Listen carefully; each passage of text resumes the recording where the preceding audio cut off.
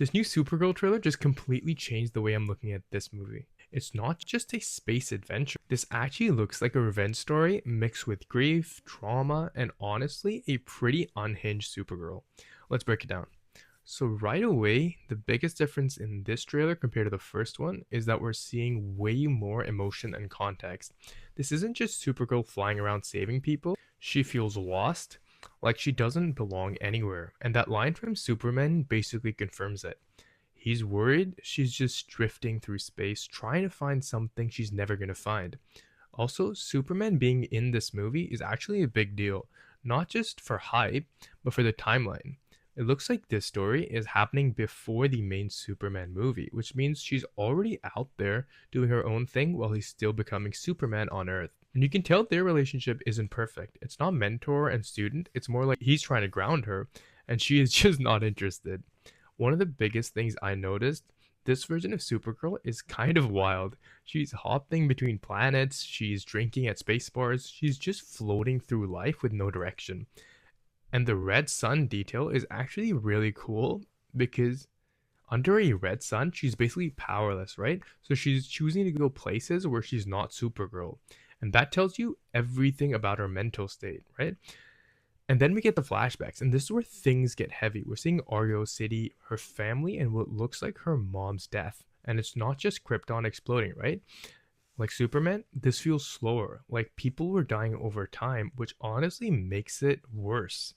You can see that she's carrying way more trauma than Superman did. And then there's Crypto.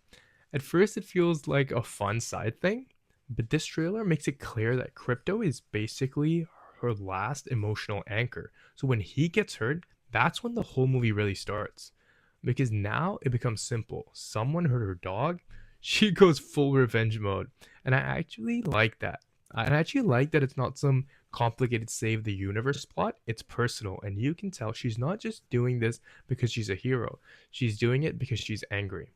Then we get introduced to Ruthie, and this is where the story gets smarter. Because now it's not just Supergirl dealing with loss, Ruthie is too. And now you've got two characters, both lost their families, both want revenge, but they're gonna deal with it in completely different ways. That's where the real story is. The villain, Krem, looks way darker here too. He's not just a random bad guy. He feels cruel, and the fact that he uses kryptonite against her, that is huge, because now every fight actually matters. She's not invincible. And then Lobo, and this might be the wild card of the movie. He doesn't feel like a traditional villain or ally, more like chaos. He shows up, causes problems, maybe helps, maybe doesn't. And honestly, that works because the movie already has emotional weight. Lobo just adds that flavor of unpredictability. Action wise, we're finally seeing her go all out, right? Space fights, ship battles, full power moments, and it looks like they're saving some of the biggest scenes for later in the movie. But the biggest takeaway from this trailer isn't the action, it's what the movie is actually about. This isn't a Supergirl becomes a hero story, it's about dealing with grief, trying to find purpose, and figuring out if revenge actually fixes anything. And that line where she tells Ruthie that revenge won't heal her, that's probably the core of the whole movie. And if they stick the landing, this could end with her finally going back to Earth and actually becoming a part of the DC world moving forward, not just drifting anymore. Overall, this trailer made the movie way more interesting to me. It feels more emotional, more character driven, and honestly a little darker than I expected. I'm curious what you guys think though. Do you like this version of Supergirl, or were you expecting something a bit more traditional? And subscribe for more breakdowns as we get closer to release.